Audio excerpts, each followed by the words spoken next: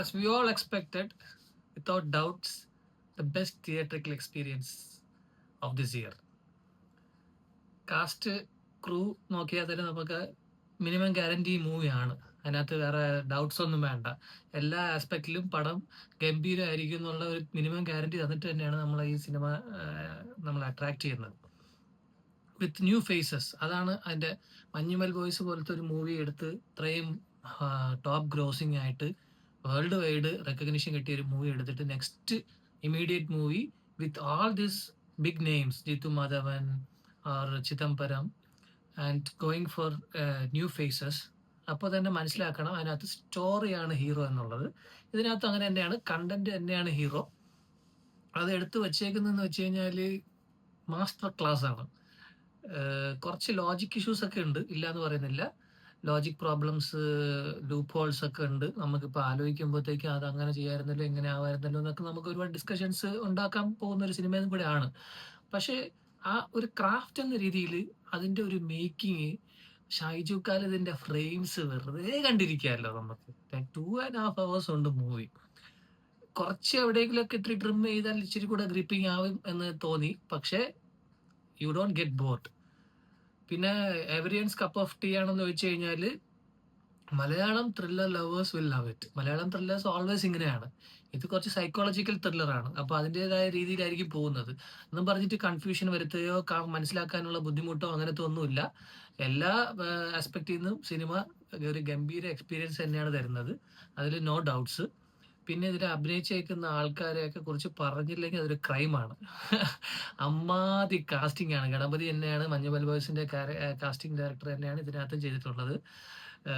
ഇതിലെ ആദിശേഷൻ എന്ന് പറയുന്ന യങ് ബോയ് ആയിട്ട് അഭിനയിച്ചേക്കുന്ന ബാലൻ, അവൻ്റെ പെർഫോമൻസ് ആയിക്കോട്ടെ, പിന്നെ അവൻ്റെ മദറായിട്ട് വരുന്ന ഫർസാനയുടെ പെർഫോമൻസ് ആയിക്കോട്ടെ, പിന്നെ ഈ ബാലൻ്റെ തന്നെ 2 സ്റ്റേജ് ഉണ്ട്. സെക്കൻഡ് ഹാഫിൽ കുറച്ച് വളർന്ന ഒരു സ്റ്റേജിൽ വരുന്നുണ്ട്, ഒരു may be 12 to 15 years old. അതിൽ വരുന്ന സിനാൻ എന്ന് പറയുന്ന പയ്യനായിക്കോട്ടെ.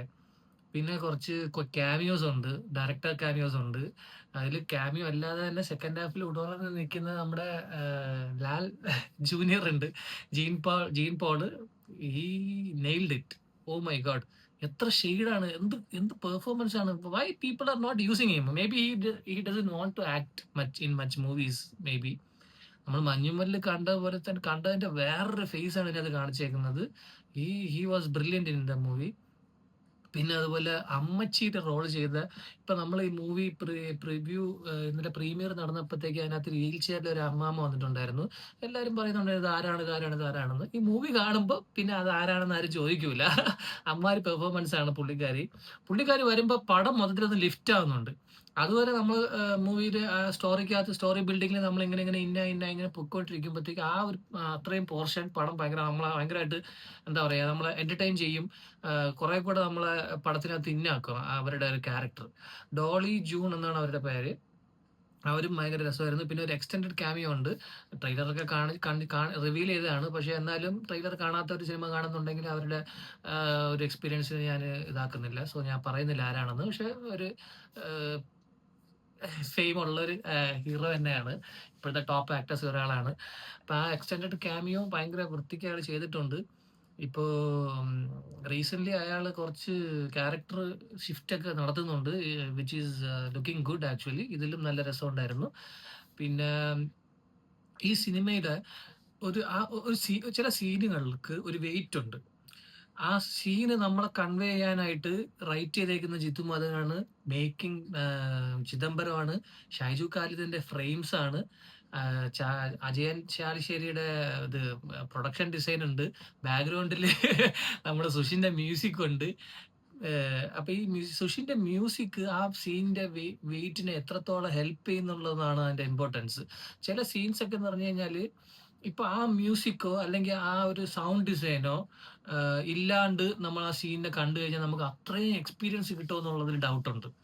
അമ്മാതിരി വർക്കാണ് ചെയ്തിട്ടുള്ളത്. മഞ്ഞുമ്മൽ ബോയ്സിൽ സുഷിൻ ചെയ്ത വർക്ക് എന്ന് പറയുന്നത് പുള്ളിയുടെ കരിയർ ബെസ്റ്റ് ആയിട്ടാണ്. For me personally his career best work and career best OST also in Manjummel boys. ഞാൻ അതിന്റെ OST മാത്രം എത്രയോ തവണ കേൾക്കാറുണ്ടായിരുന്നു. ചുമ്മാ വെറുതെ ഇങ്ങനെ ഇരിക്കുമ്പോഴൊക്കെ അതിനെ ബാക്ക്ഗ്രൗണ്ടിൽ പ്ലേ ചെയ്തിട്ട് പണിയെടുക്കാറുണ്ട്. അങ്ങനത്തെ ഒരു സാധനമാണ് അത്. അത് പിന്നെ ഇയർബഡ്സിലൊക്കെ കേൾക്കുമ്പോഴത്തേക്ക് ഭയങ്കര എഫക്റ്റ് ആണ് അതിനകത്തുള്ള OST. അതുപോലെ തന്നെ ഇതിനകത്തും സൗണ്ട് ഡിസൈനും പിന്നെ ബാക്ക്ഗ്രൗണ്ട് മ്യൂസിക് ഒക്കെ ഭയങ്കര രസമായിരുന്നു. ഓവറോൾ ഒരു സിനിമാറ്റിക് എക്സ്പീരിയൻസ് ആണ് മൂവി. തിയേറ്ററിൽ എക്സ്പീരിയൻസ് ചെയ്യാൻ പറ്റിയ മൂവിയാണ്. എല്ലാവരും തിയേറ്ററിൽ തന്നെ കാണണം. പുള്ളിക്ക് ഇപ്പോൾ ചിദംബരത്തിന് KVM പ്രൊഡക്ഷൻസിന്റെ ബാനറിലാണ് ഈ പടം വന്നിട്ടുള്ളത്. അപ്പോൾ ഈ പുള്ളിക്ക് KVM പ്രൊഡക്ഷനെ അപ്രോച്ച് ചെയ്യാൻ പറ്റുമെങ്കിൽ ഈ ഇന്ത്യയിലുള്ള എനിക്ക് തോന്നുന്ന ടോപ്പ് പ്രൊഡ്യൂസേഴ്സിനെ എല്ലാവരെയും പുള്ളി ഒരു കോളിൽ പുള്ളിക്ക് ഡേറ്റ് കിട്ടും അഫ്കോഴ്സ്. പക്ഷെ എന്നിട്ടും പുള്ളി ഇങ്ങനത്തെ ഒരു മൂവി ചൂസ് ചെയ്തത് പുള്ളിക്ക് ഒരു ബിഗ് സല്യൂട്ട്. അത് നമ്മൾ ഒരിക്കലും കുറച്ച് കാണാൻ പറ്റില്ല. ബിക്കോസ് വി നോ ഒരു പുതുമുഖ ഡയറക്ടർ വന്ന് ഒരു മൂവി ഭയങ്കരമായിട്ട് ഹിറ്റായി കഴിഞ്ഞു കഴിഞ്ഞാൽ പിന്നെ പുള്ളി അടുത്ത ചെയ്യുന്ന പടങ്ങൾ എങ്ങനത്തെ പടങ്ങളായിരിക്കും എന്ന്. വലിയ വലിയ സ്റ്റാറിനെ വെച്ചിട്ട് പിന്നെ ഭയങ്കര ഒരു commercial.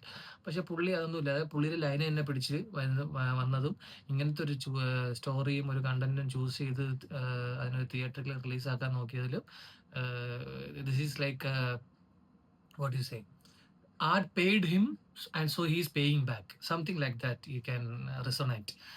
So yeah, so Balan the Boy, it's a must watch in theater.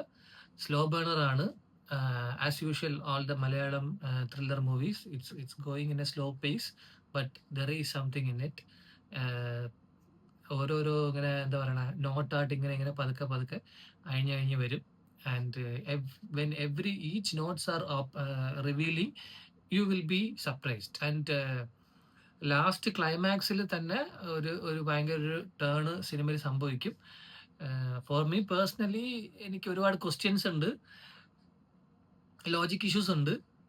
But forget all that. Go experience this in the theater if you are a movie lover.